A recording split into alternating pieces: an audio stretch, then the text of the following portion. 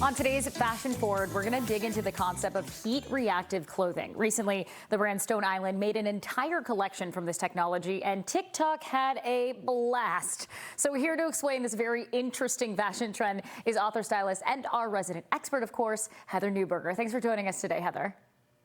Always, Natalie. It's so good to see you. Okay, so this is really interesting. First, I need you to explain to everyone out there what this new Stone Island collection is and how it works, and kind of the novelty of heat-reactive clothing.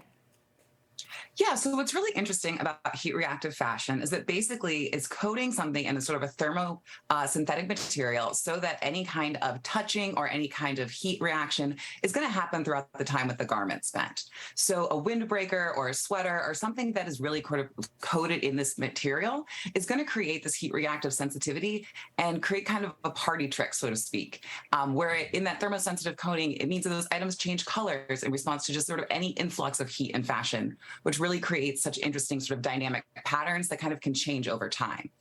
Yeah, they kind of look like tie-dye. Like if you place your hand on one thing, the color changes. So of course, visually, it's pretty compelling, which obviously made it this big hit on TikTok. Can you talk about this new generation of influencer fashion? I think what's really interesting when we're talking about influencer fashion is that so much of it has nothing to do with what lives in the real world. It's things that are sparkly, that catch the eye, that are gimmicky, that are sort of party tricks.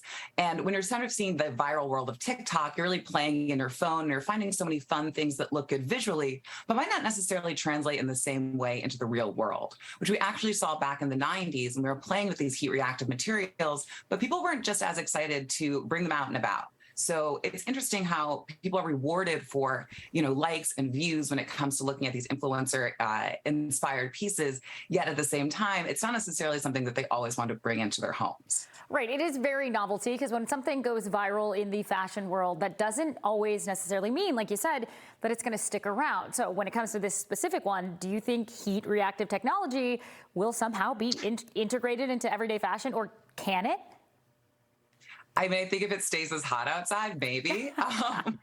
But no, truly, I think so much of this is about seeing how brands are going to take what influencers and what, online presences are kind of taking and then really kind of elevating it and bringing it into their own collections. So I'm really curious to see whether things like heat reactive fashion or other sort of, like I said, more gimmicky kind of party tricky ideas are going to be coming out to the runways, and we're going to see them kind of taking their space off the internet and coming out into our real world into pieces from designers that you might not expect that are more heritage brands and want to start playing with what they're seeing response to when it comes to influencers online. And the last thing we have to cover here, because you see some of these styles and these brands, and it's hard not to make the connection that this is reminiscent of 90s fashion. And at the same time, Gen Z absolutely loves it. So is this a part of a wider fashion movement? And my main question is, are they going to take over?